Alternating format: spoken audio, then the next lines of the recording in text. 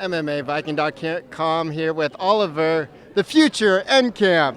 Let's talk about this fight. Yeah. You actually got some time in the cage and kind of a diverse fight. What are your thoughts kind of looking back on maybe the early part of the fight?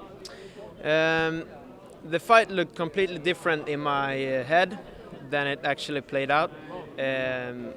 I was expecting a stand-up war. I didn't think he would close the distance.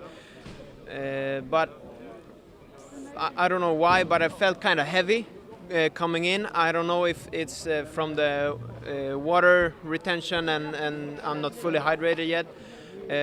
But I felt pretty heavy, and I would have had some more exchanges of kicks and punches.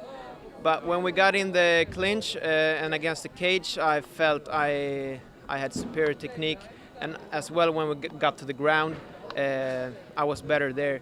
So I don't think there's many opponents that's as technical as I am, and I'm always able to adapt anywhere the fight goes. So I felt comfortable all the way, and I didn't feel threatened at any point. So I think you were in the odd position because before you, I think it was Ahmed that actually broke the floor of the cage, and then you had to wait another, I don't know, it felt like maybe it was 20 minutes there. Was that maybe part of why you felt a little slow, or could you feel it in warm-ups before that your body wasn't really peaking?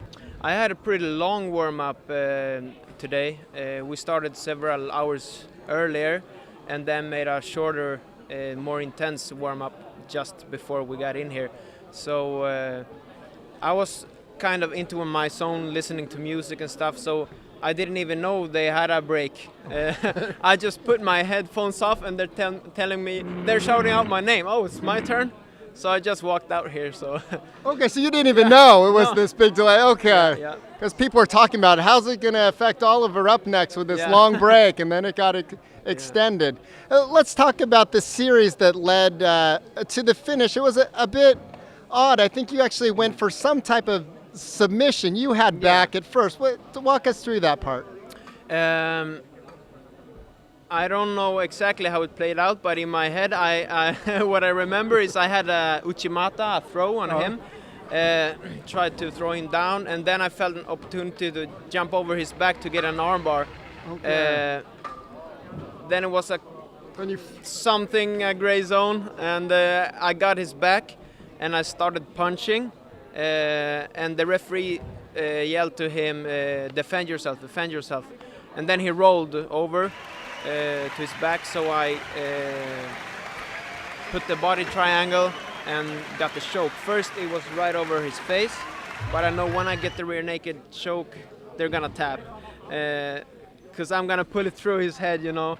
And then it was 10 seconds left and it slipped down here, and finally he tapped. I heard there was 8 seconds left on the round, so it was kind of relief to finish it. Yeah. Would you like to actually get into the third round? I know you've been fighting just a couple times a year. Do you like getting a little more time in the cage? Yeah, I actually feel I get better the longer the fight goes. I'm very endurable, so I could fight for 5 rounds if I have to, you know.